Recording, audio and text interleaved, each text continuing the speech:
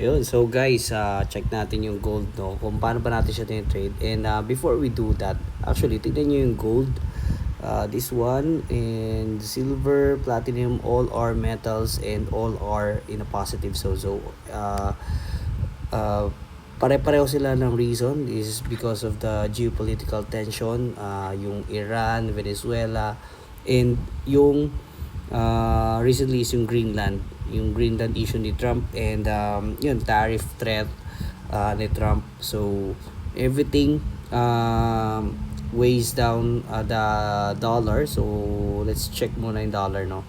So since it's inversely correlated, as you can see, ayan, grabe yung pagbaba ng dollar. So this de-dollarization, no? So ibig sabihin, lahat ng mga may investments or lahat ng may hawak ng USD, no, nililipat nila yung assets nila. And what better asset it is yung gold niya, no, yung mga metals natin, and yung especially gold, no. So they're buying gold, yung mga central banks, talagang todo yung pagbili nila ng mga gold. So ganun lang, inversely correlated din niya sa dollar and sa mga geopolitical tension. So paano ba natin to tinitrade, no? So check natin. Yan. Check muna natin, no? So ito, may mga technicals dito sa trading view. Kung wala pa kayong trading view, yan, very helpful sa pagte-trade natin. So very user friendly yung mga ginagamit na tools, and there's a lot to use, no, like this, yung mga ganitong tools nila, no, yung technicals nila. Ayan. So this is at 100%, pero at least you have the summary, no. Ayan, quick lang. Ayan, tingnan mo rin yung mga news. Ayan, so may mga news tayo dyan. And ito yung mga reasons, no. Dito tayo kumukuha ng balita, and also aside from other news na nakukuha natin from other sources. Yan, so may mga ideas din dito, no, which is very helpful. Yan, different perspective from yours. So helpful din, no. So again, walang 100% sa trading, and this is just a guide, no, yung mga nagpo-post dito. So huwag tayong ma-overwhelm and huwag tayong ma-confuse. So stick pa rin tayo sa ating strategy. Ayan. So dito, ayan, so quick look lang, check ko lang, no, kung gaano kataas yung mga binabagsak ng mga ng dollar pag nagko-correct, no. Even though it is bullish, there are some point na talagang umaakyat pa rin talaga siya, ay bumababa pala, no. So ayan, ito malaki-laki, no. Ayan, so $484 yung pagbagsak niya.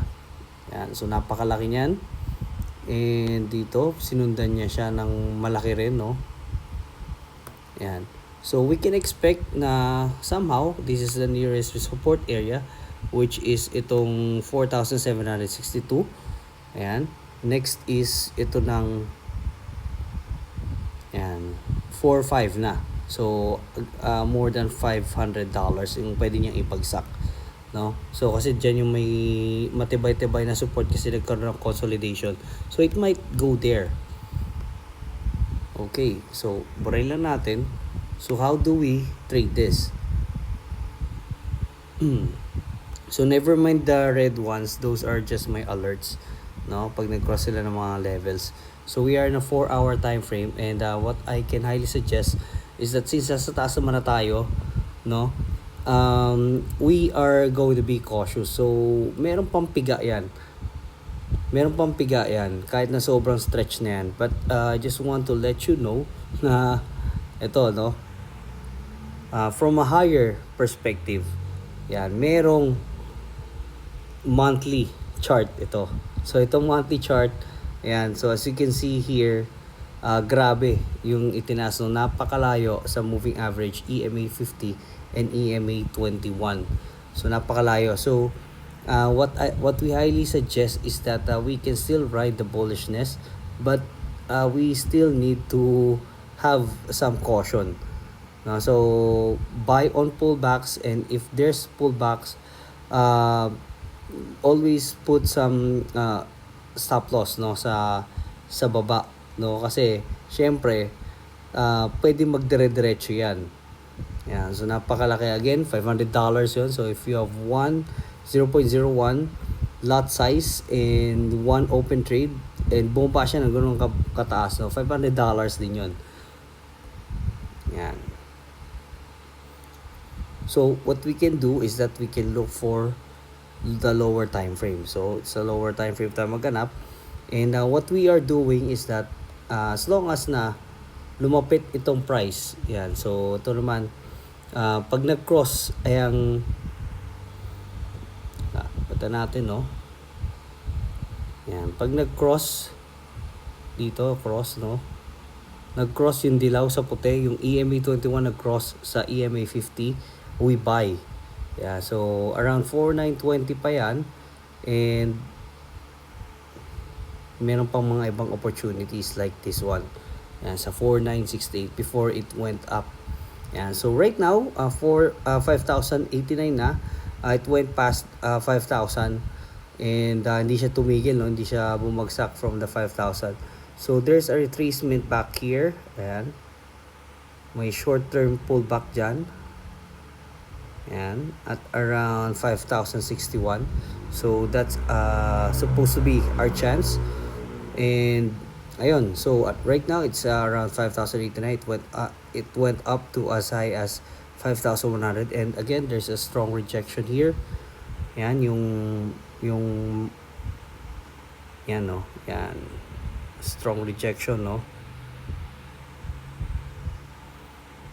Yan, so napakahabang kandila, and it's a sign of exhaustion, and bears are already present, no. So may tulak na siya pababa, pero again pwede pa tong tumaas, pwede pa siyang umakyat, and it may consolidate from here, and it may go back to 5,061. So doon tayo mag-aabang. So right now we don't chase price, but if you do chase the price, yan, at least doon sa yellow, no, sa EMA 21 tayo bumili. Ayan, so may rejection siya doon, and may piga siya ng konti, no, pumupunta siya sa 5,090 to 5,098 ang highest. Yan, so again it may go back down, but if you do want to have an open position here, we don't suggest that you sell now. You can take advantage of the buy pa rin. Ayan, so buy pa rin, and buy near the EMA 21 or EMA 50. And again, always put stop loss. And kapag nagkaroon ng mahabang kandila pagbagsak, no, alis ka muna. Talagang magpahinga ka muna ng at least 1 week, no. So as you can see here, yan yung mga ganyang kahabang kandila yung iniwasan natin, no, kasi paulit-ulit ka lang may SL dyan, kakabang mo sa buy mo.